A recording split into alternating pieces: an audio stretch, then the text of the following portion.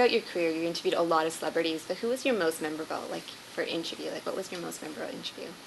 I think the most memorable interview I ever conducted, and I talked to a lot of stars, all the rock stars in the 70s and 80s, and a few into the early 90s. The most memorable fellow was Ritchie Blackmore. Ritchie Blackmore, who, unless you're a real diehard old rocker, was a bit of a flash in the pan, but he was a guitarist for a band called Deep Purple. And in their heyday, they were something. You know, they were a great band, and he went out on his own. So this was his first album, solo album, after leaving the band, and he came to Montreal for this tour. He sold out the venue, and he was later coming back to the radio station, and I was coming back too to do this special interview with Ritchie Blackmore. So earlier that day, a couple of his bandmates had come in to do an interview with the afternoon fellow. And as they're leaving and I'm walking into the studio, the announcer said, oh, by the way, he introduced me, and he said, oh, by the way, this is the announcer that's going to be interviewing Ritchie after the show tonight.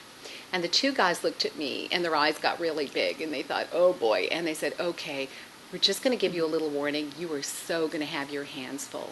He's going to give you a hard time, you know. And I thought, really? What's up with that, you know? So, okay, well, thanks for the warning or whatever. And they leave. So now I'm thinking about that through the afternoon, and I thought, okay, well, I should be ready for that. And they had said something like, you can ask him a question, and he'll just try and mess with you. He won't answer. You know, he'll talk about random things. And I thought, all right, fine. So now it's time for the interview. The concert's over. We head back to the radio station.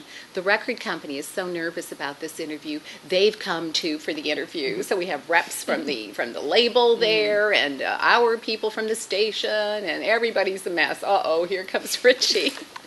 So he comes in, he sits down, and sure enough, he starts out by being a little belligerent for the first question or two. And I basically, as I can recall, you know, put a stop to it quickly by simply saying something like, you know, look, 6,000 people just paid a lot of money to see you at the show, and I don't know how to tell you this, but this is a live radio show, and all those people that were at the concert are listening in their cars right now, so you might want to put your best foot forward. I think they want to hear what you want to say, and, you know, like your fans are listening, and however I put it, something like that, but it kind of hit home, and he looked at me for a moment, and he started to laugh.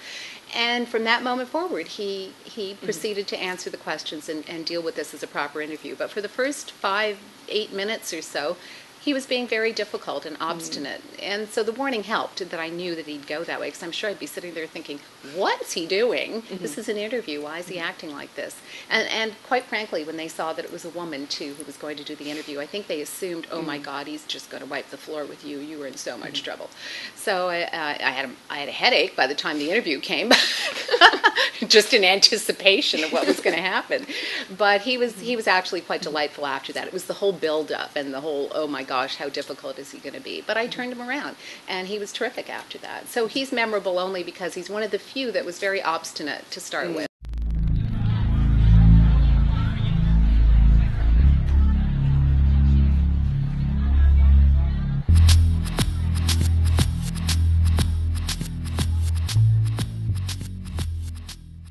You became the first Canadian woman to have your own morning and afternoon show. So could you tell me more about that? Like, how did that achievement feel to you? Like, what did it mean to you? Well, firsts, when you are the first to do something, that only has impact, I think, later when you could look back on it and say, well, that was something. That was quite an opportunity. At the time, though, it was simply an opportunity to get a full-time job in radio. I found out later that I was the first woman to host a morning show, and I thought, oh, that's interesting. If anything, I think I was a little disappointed that I was the first woman. I had imagined there should have been others before me. So, but it was great to have had that opportunity, of course, and I've run with it ever since. So, yeah. So how has that influenced your perspective on the Canadian industry, knowing that you were the first when you thought there should be more? Well, I was disappointed, and it was interesting that almost 20 years later, after I'd hosted my first morning show in Montreal, almost 20 years later, I was the first woman in Toronto to host a morning show. That's 20 years later, so that tells you a little something about how we've been a little slow off the mark, I think, to give women opportunities to host the important key shows. I'm not sure why. I never had any issues or troubles, so I was very fortunate. I'm not even sure I could tell you why I didn't have any troubles, but certainly the door should be open to anybody with talent, regardless of gender. There was a time where they used to say in media, we're not sure if the audience really loves to listen to a woman on the radio. Well, that's certainly changed. So I think it's a more equal situation these days. At least I hope so. What do you do like prepare yourself before you go on air? Is there something you do beforehand to? Lots of research. It's all about preparation. It's all about knowing what's going on in the news, what's going on in your world, in your community, in the city you live in, and then being able to reflect that, talk about things that are of interest to people who are working or running about doing their daily activities, being a mom at home, whatever it is that they do. You want to touch them in some way or relate to them in some way that makes sense. So it could be a news item, it could be a gossip actor thing. There are many things that you can talk about on the air. So as an announcer, it's your job to hone in on the audience that you are aiming at. What kind of group of people are you hoping to attract to the station you work at? And then you try to tailor what you talk about to suit the interests of the people who may be listening at any particular time. So is that the key to your success? Is it preparation, or is there something else? I think so. I think preparation is what's helped make me successful. And I think it's being able to not only try and relate to the audience that you're talking to, but understand that it's a business, that you don't work in media because of your ego or because you get to play your favorite records. It's a job. It's a job. There is it's a whole station around you. You are the front person for the radio station. You represent the station, and that's usually all the public gets to see or hear is that front person. But really, it's a whole team of people that work together. And so you have to take the instructions from your boss and then absorb them and relate them in a way that makes the audience happy and your boss is happy as well. You have to remember it's a job. You're accountable to the station. You have to deliver what it is they want from you, and then hope you can do it in a way that makes you appealing to the public. So it's a challenge. So it's a challenge. Yeah. But how did you get into this industry? I know you were like an English major. I then was. how did you step into broadcasting? Actually, it was a bit of an accident. I actually was working one summer of 74, as an overseas operator for Bell Canada, and while I was going to university. So that summer, I happened to call a radio station that I was very fond of listening to, Shom FM. And the announcer who worked on the air was very fond of putting people on the radio for random things, just to talk about whatever. And I'd met this person once or twice, actually, and so I felt like I kind of knew him a little, and people were calling that day to critique an Eric Clapton show that had happened the night before at the Montreal Forum. And there were negative comments about his show coming in, and I had attended the show and I thought he was spectacular, and so I called the radio station. So my radio that I'd been listening to was on the porch, the front porch, where I was sitting out in the sun while I was waiting to go to work, and I called the station and I said, "Oh, hi Earl," I said, "it's Terri, we've met before. Listen, I just wanted to call and tell you what the show was like last night. I mean, I went to the show too." And he said, "Hang on a minute." So I'm waiting, I'm on hold, I could hear commercials through the phone, and then he comes back and he says, "So you were saying about the show." So I launched into my little critique of Eric Clapton's show, not realizing that I was on the air at this point. When I finally started to think, God, it sure sounds funny on the phone, echoey or something, I thought, oh my goodness, I think I'm on the air. And so anyway, I kept rambling until I thought he was in place and, could hang up the phone. I could hear him doing things in the background. So he's finally at his board at the desk again, and I wrapped it up and hung up the phone. The next day, his girlfriend, he had his girlfriend call me to tell me that the manager wanted to speak to me. He had heard my bit on the air. He'd just come from lunch, heard what I had said, and wanted to know if Earl knew who that was. And Earl had 30 people on the air that day, but he said, "I think I know who you're talking about. I actually do know her. I've met her. I think I can contact her." So anyway, long story short, I meet the manager. I eventually get an interview. I get hired. Wow. And I was given a shot. It was kind of like, we're giving you a shot. We know you have very little experience. I belonged to the campus radio station at Concordia University. That was about it. And other than that, I knew my music really well. So it was like, you know what, we'll give you a shot. If it works out, it works out. If it doesn't, boom, you're gone. And it worked out. That's great. So So how do you say the industry has changed over the years for women? Like, has it become more relatable, or is it more easy for women to get into it, or? I think as with many things over time, certainly opportunities for women have grown immensely, whether it's radio or television. Women are as intrinsic to the industry as more than ever before. On radio, on the air, we still tend to fall into certain categories. Women tend to do midday shows. Maybe they co-host a morning show. Maybe they do an evening show. So it's tough to get the key slots, an afternoon drive or a morning show as a host, as the main host. It's tough to get those still. But I really think work really hard, and if you get ratings, you get an audience, then I think that's hard to deny then. So I think opportunities are built on successes, and you just work your way up. And I think anybody can work their way up. I did. So if I can do it, anybody can do it. Do you think that more women listeners can relate more to you than another host, like a male host? I think at the end of the day, it's what you talk about that makes you relatable, regardless of your gender. So I think that if it's a station, a family-oriented station that gears what they do to young families and young mums, then whether you're male or female, if you're a father or a mom, then I think you want to use those stories on the air. So that kind of thing is an example. So I think it's all about who listens to the station, and regardless of your gender, you need to talk about things that matter to that group of people.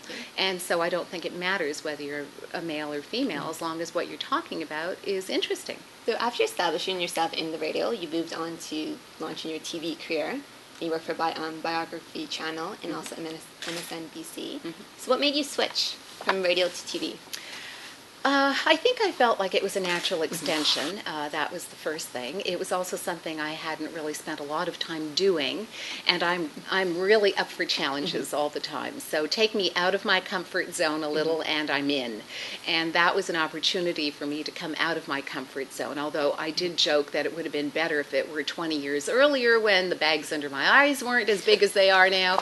But I thought, that's okay, I'm in anyway. So, but I love television. It's very different from what we do in radio. Everything is timed to the multi-second or the millisecond, and radio is very, you go with the flow, and it's been a minute or two, you get off the air. So that whole cut and dried and precisionness of television is very different from what we do in radio. So I enjoyed that.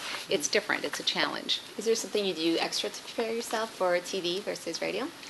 No, I wish I could say that I get a better night's sleep too before I come in to do TV, but no, it's always like, oh boy, I should have gone to bed earlier. No, not really. It's just you compose yourself a little bit differently, and you're really more of a host where you're following a script and you're keeping to your time. So it's different than ad-libbing your way through something. So, but no, come in, it's just a different job. So how has the broadcasting industry changed for women in Canada, like radio and TV? Do you see it change over the years you've been working? I think just way more opportunity for women, and certainly entertainment is as important and intrinsic to everyone's lives today, maybe now more than ever. We've raised a whole generation of children who are totally plugged into entertainment, and that they love it, whether it's on the net or it's on TV or radio. They love to be entertained. People love to be entertained. It's a great escape. It's a great way to relax at the end of a day. And so I think opportunities are growing, if anything, in the industry. What made you get into designing your own jewelry? Some people think it's quite a stretch. You're designing jewelry. You're a broadcaster. How did that happen? It's actually really not that much of a stretch. It's very creative, the whole process, just like radio is, just like all media is. It's very creative. And so I started as a hobby making jewelry for myself in the 70s because I have very small wrists and a very small neck, and I couldn't find anything at retail stores to fit. If I wore a 7.5-inch bracelet, I could put my other wrist in there. Almost. I'm being a little funny, but almost. And so I started to make things to fit me, and then realized there were a lot of women who had trouble with sizing and finding things to fit and that kind of thing. So when I decided I'd pretty much done everything I wanted to do in radio and accomplished everything I wanted to accomplish, then I thought, you know what, this is a great time for me to delve into this other thing that I love to do full time. And that's when I launched the jewelry line, and I started to make jewelry for other women too.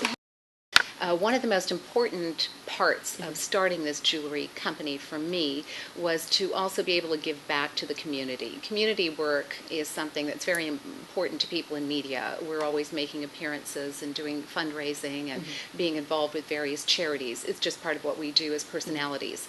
And so when I left that, for the most part, left radio, I still wanted to be able to do something to give back in some way. So I looked for something that meant something to me that was very important and something that I thought was underserved, and that was women's shelters.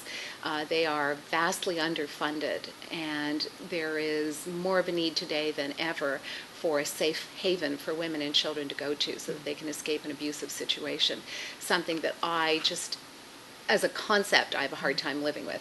I'm very troubled when I read things in the paper, hear things in the news about women finding themselves in circumstances where they're hurt or worse. And I think, gosh, if they only realize there are places to go to and people to help them. We live in a country where the law protects you against something like that. So I thought, that's something I can try and help out with. And money is something they always need. So we take a portion of our profits from the company and we donate it in Toronto to the Redwood. But we support 8 shelters in North America, 4 in Canada and 4 in the U.S. And we have a big fundraiser every year for the Redwood, and it's just our way of, continually trying to raise awareness for the work that they do, to let women know that they're there, that they have services in 28 different languages, that they're prepared to help you from moment one and for months until they help you get back on your feet and get your new life started. So to get that word out, I talk about them as often as I can, and we try to help out with money as well. So how do you come up with your designs for your jewelry? Well, that's a good question. Half the time I'm not sure where they come from, but I think it's fashion. It's fashion for sure. When you're talking fashion, we're all inspired. There are certain themes that are true. Every season changes and something becomes popular. What we do with our fashion line is we try to certainly express the current fashion trends without being so trendy that it's useless in a year or two. I don't want anyone to spend any money on a piece of jewelry that a year from now everyone says, oh, I know what year you bought that at. Clearly no one's wearing that anymore. So I think our designs are very elegant and very, timeless, so that they're good for years. Like I'm wearing a piece now. It's a cluster. It's something we're quite known for, where we cluster all kinds of gemstones together and create a look, and we do it in a variety of ways.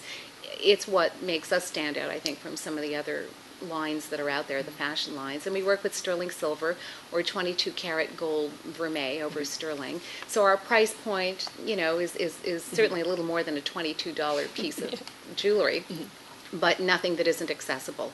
So I think when you get dressed to go to work in the morning, that you want to reflect what you've just spent time doing with the rest of your outfit.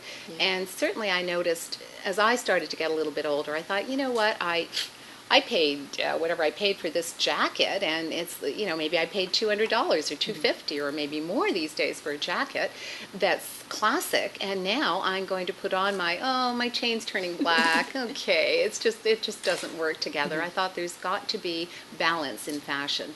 If you're kicking around, then you wear your fun stuff. If you do dress up a little or you put a suit on, I think you need to have a piece of jewelry that also is a little cut above the daily stuff as well.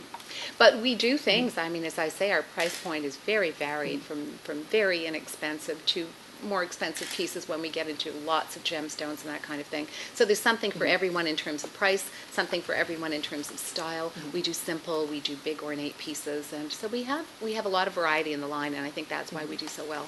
So you said earlier that your sister helps you with this company.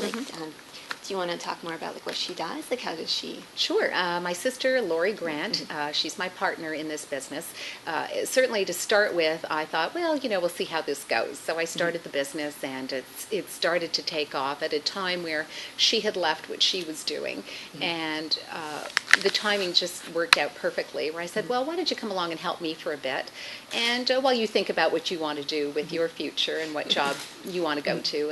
And she ended up saying, I'm really loving this. And we have so much fun working together that she decided to stay. So she has been invaluable to me.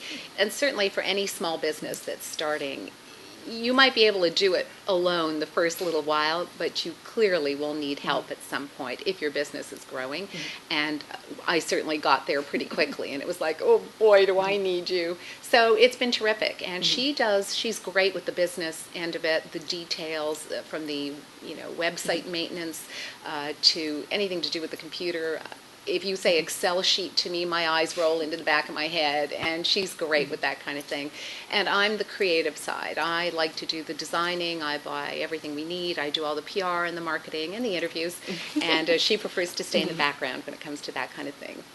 And I was looking at your website, and there's something about Celebrate the Power of Women. Do you want to Yes. get into more detail about?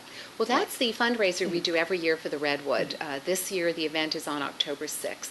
And it will, we used to have them in November, so we've moved it up into the fall season instead of the winter season this year to see how that goes. But it's open to the public, and we sell tickets at our website, and we welcome everyone. We will have other vendors there as well this year, and it's just a great evening. We usually have wine and hors d'oeuvres for the women who come, and it's a ladies-only event.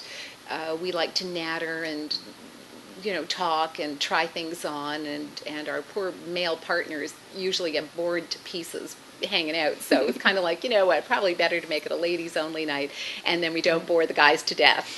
So it's a fun day. So we do it, or a fun night. So we do it every year, once a year. So we invite people to check our website to find out when the next event is coming up. So what drives you personally, and what's your inspiration for all the work you do, like TV, radio, your fashion, like your jewelry line? What's the main thing that inspires you? I think it's just personal satisfaction. And I think for every endeavor that we attempt in our lives, whatever it is that piques our interest and whatever difference we try to make in our daily lives, I don't think you can do it unless you have support from your immediate family. I think that's really critical. And I've been very fortunate that I've had a very supportive group of people behind me who've always said, hey, if you're into it, off you go. Bonus for you, and have fun. So I think if it's fun and it's challenging, I'm in. And I very rarely say no to a new challenge. I don't think I ever say no to a new challenge. I'm always up to try new things and maybe work a little outside my comfort zone. So what do you do with your time off? Is there anything you like to do when you're not working, when you're not doing all the things that you do? Well, I'm always doing something, it seems. But I think jewelry designing is good downtime for me, believe it or not. It's work, but I love it. And I could disappear for days into my studio where I'm just designing, and I do it in sort of clumps, so I can do it for days at a time, and then I'm done. I'm satiated for now. I've gotten everything I'm going to out of this for now. I don't think I have another design in my head. We'll wait till I sit down again to do some more. That's great. I love to read too, so reading is great. I love to sit in the sun with or without sunscreen, but I love to walk, but it's simple things. My general nature, I'm very high energy, but at the same time I'm very low key, so I'm always at a sort of even level, at a plateau kind of emotionally and physically. I can get a little over animated, get very passionate about things, very energetic, and then I go back to that even keel again. So I kind of feel like I'm always in relax mode, busy, but in relax mode inside. I don't get flustered terribly easily. So that's probably a good thing, or my hair would fall out. Looks great. So what concerns you in the world about women's conditions? Like you say, you do a lot of charity work with for shelters. Is there anything that really concerns you? Selma, there isn't enough time for me to begin to address all the things that concern me about women's issues. And the one thing that I will just say again, in dealing with the shelter and the fact that I've met so many women who have either had to find help or use the services. And I've talked to women who've moved here from other countries in particular who will say, if I can't say it often enough, they'll say, I was in an abusive situation. I had no rights. I lived in this country or that country. There was no one I could go to. I didn't feel comfortable. I had nowhere to go. No one would listen to me. No one would support me.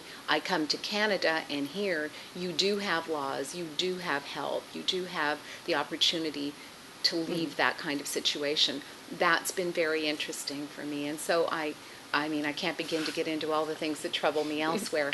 But we can say at the end of the day, that's not the case here. And there is help, and there are people who will take you by the hand and guide you through all the help you need to get you and your kids, if you have children, back on your feet again. So we are lucky that we live in a country where women are respected, where the laws do protect us. And so we should take advantage of the fact that they're here if we need them. And at the end of the day, that's the most important message I would get across. Otherwise, we'd have to be talking for weeks for me to address what bothers me about what may be happening elsewhere in the world. So if we just look at what we have here, let's consider ourselves lucky that we live here. And let's spread the word that there are opportunities to save yourself and get yourself out of something that's hard to deal with or worse, and find the help you need. So how do you define beauty? You know, like you're a beautiful woman yourself. Like, how do you define beauty, and what makes a woman beautiful? I really think it's who you are. I know it's a bit of a cliche to hear that, but it really is who you are. I've never considered myself a beautiful woman, and if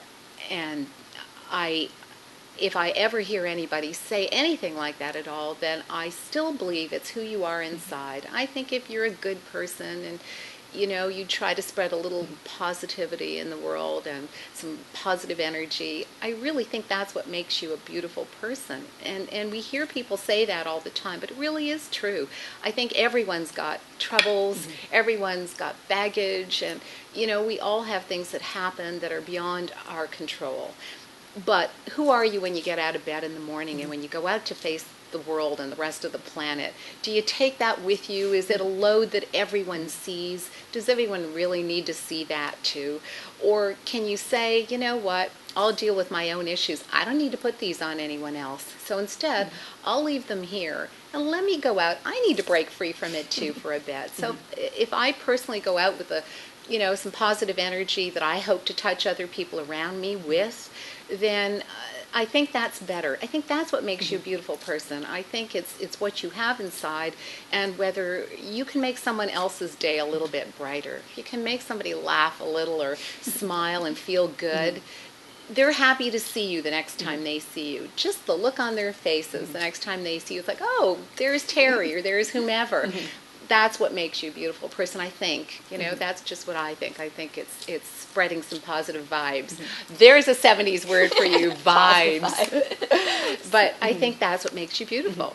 And people, what we've considered beautiful, even in Hollywood over the years, some of the most beautiful women were not classically beautiful, but they were so interesting and dynamic and bright and questioning, and, they lived their lives.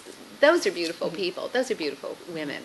So it's not external. It really is who you are inside. So is there any strong women in your, while growing up, was there any idols that you had, or people that you looked up to? I don't know that I had idols. Certainly my mother was a very strong woman, and she was a beautiful woman. I look nothing like her, by the way. But she was a beautiful, strong woman. She worked. She had a career back in a day where even one generation ago, wasn't necessarily that common.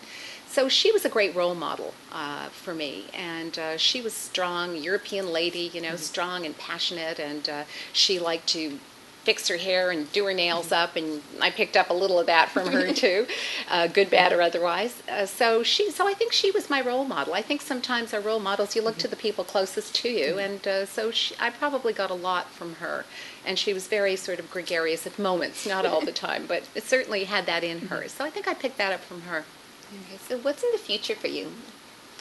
I cannot imagine. I don't even know. Certainly I'll continue to work at the Biography Channel for as long as they'll have me. And I host a show called Famous Faces weeknights. And the jewelry line, onwards and upwards, we have gone from being an online store to now selling retail. And we have a collection called the Terri Michael Collection that is sold exclusively now to retail stores. I custom design pieces for stores now too. And so that's a very exciting chapter in the company now. And so that's what we're focused on for the moment. And I don't know, as I said, I never turn down a challenge. I rarely say no to anything. I still like to host events as a broadcaster and that sort of thing. So I'm always up for anything. So who knows what the future will bring. Is there any places that you would like to travel, or is there anything you would like to still see? I do. I love to travel. I do a fair bit of that already, and I hope to continue to go to places I've never seen before. And if people haven't traveled a lot, you're missing something huge. I think it's a really important part of being alive. You need to get out there and see your planet and envelop yourself in other cultures and see for yourself what goes on elsewhere. You learn so much. You truly come back improved, I think, when you travel. And so I heartily recommend it to anybody. Well, thank you so much for your time. It's been a pleasure. Thank you, Selma. It's been a pleasure for me as well.